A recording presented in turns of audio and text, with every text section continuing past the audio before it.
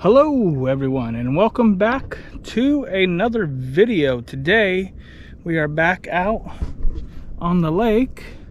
I just got done boating out here and fishing. Pretty fun. So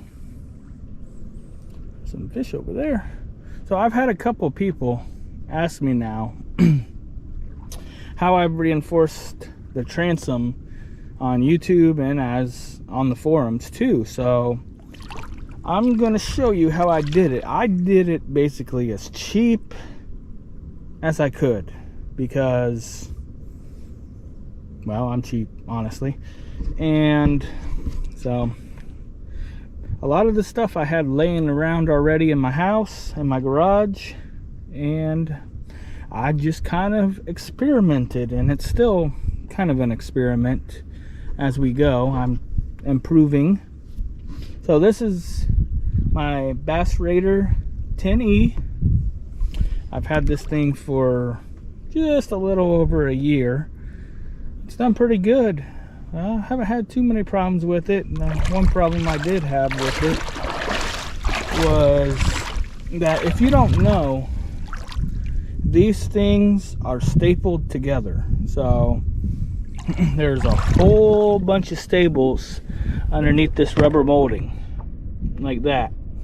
So what happened was, I don't know if I can get it up, but back here the staples started coming up, and well, yeah, that wasn't good because water could actually get it. I mean, water can get in there anyways, but more water. So what I did was I just stuck a couple screws down in there.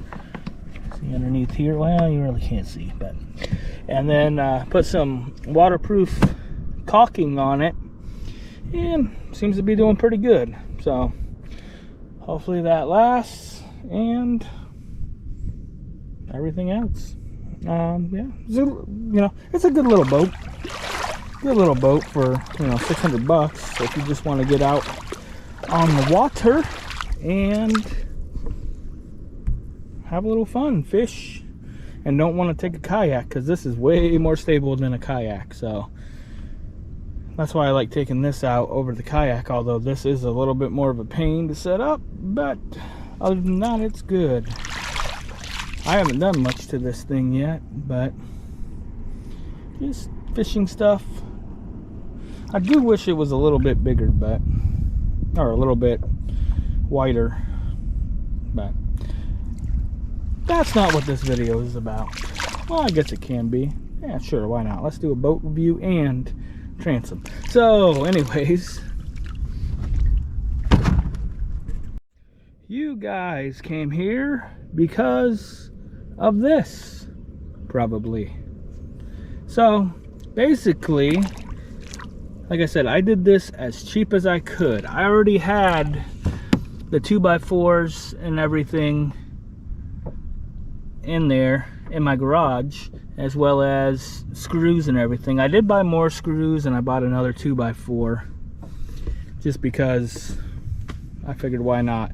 And a 2x4 is $3, $3.50. So you figure you get two 3x4s, or 3x4s, two 2x4s, and basically just measure it out, cut it to size. Originally, I just had this in here, this piece right here, across, and then all this, and then I had this back here, along here, screwed down, bolted down, and screwed into these angle brackets. But I took this out because the mud motor sits down here, and I just haven't put it back in because I added these two right here, and it seems to be doing pretty good. I'll probably put that back on eventually, but just not right now. So what I have done is I have angle bracketed, actually I need to, this to the boat. I need to get some of those little hold down things to put in there.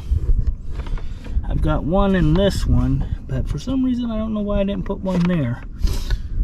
I think I got one in the bottom over there too, but not the top. I don't know why I did that, but make sure you get some of the little drywall brackets, as you can see in there, and it'll keep the screw from backing out.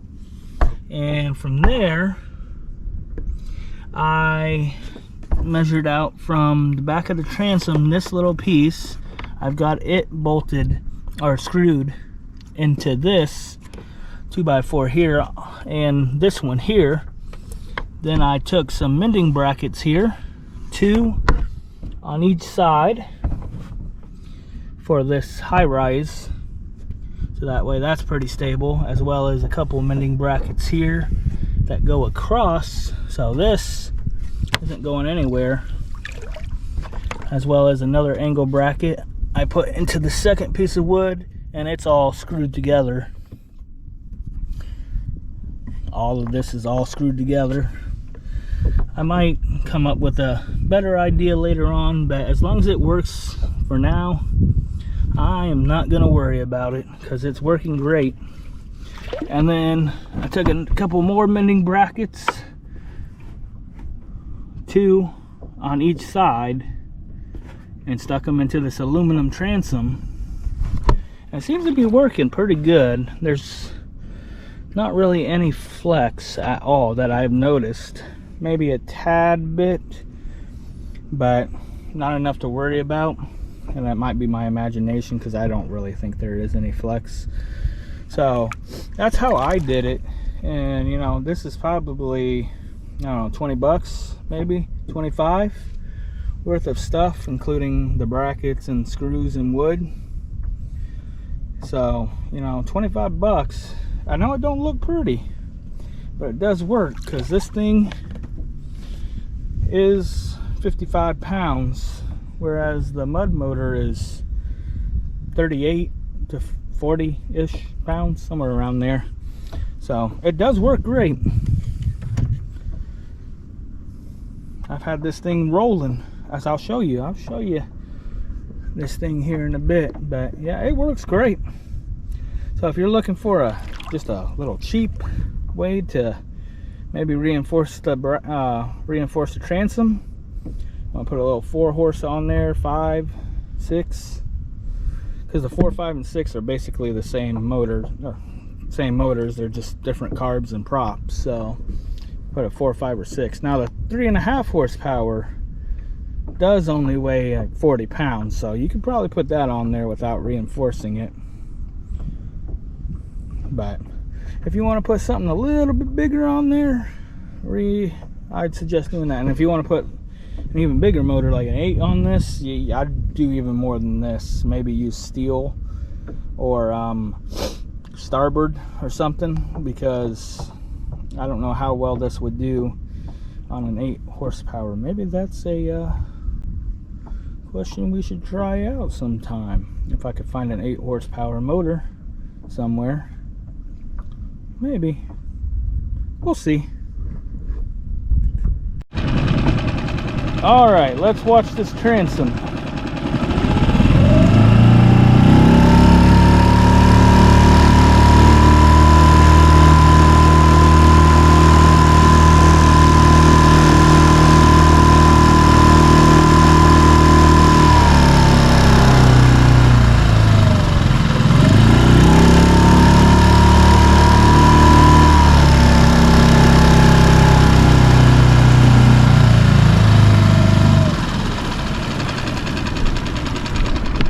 Like I said, no flex at all. That's pretty good. For 25 bucks or so, reinforced the transom. Hope you guys enjoyed the video. I'll catch you later.